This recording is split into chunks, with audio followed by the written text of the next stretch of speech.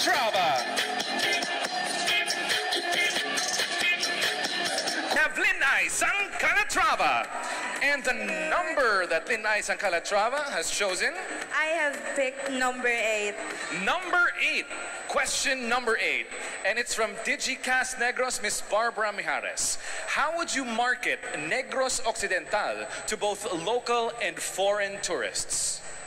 In the ever-changing world, we are all aware that social media and technology is very evident, and also it is very useful in marketing our locality. I believe I would use social media to market Negros Occidental, to showcase to everyone that Negros Occidental is not just rich of the people, but also with tradition, colorful festivals, and bountiful delicacies. Thank you.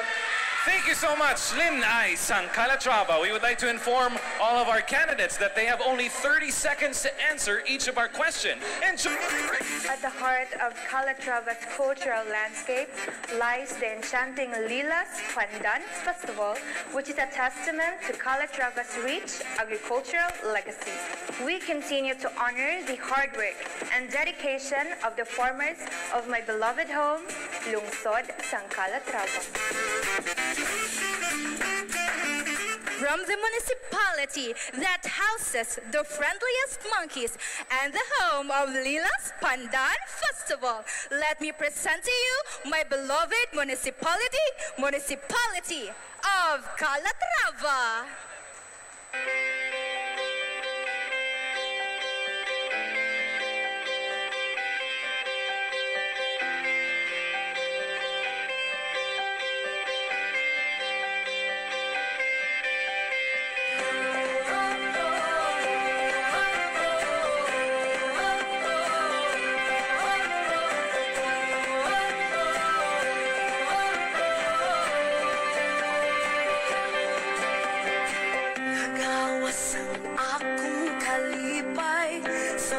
Nakita ko ikaw,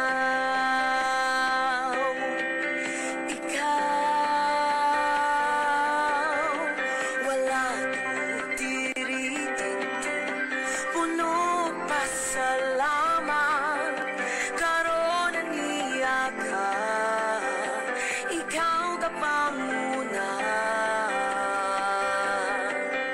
sa paglabay sa panahon. Ikaw nagmamahal.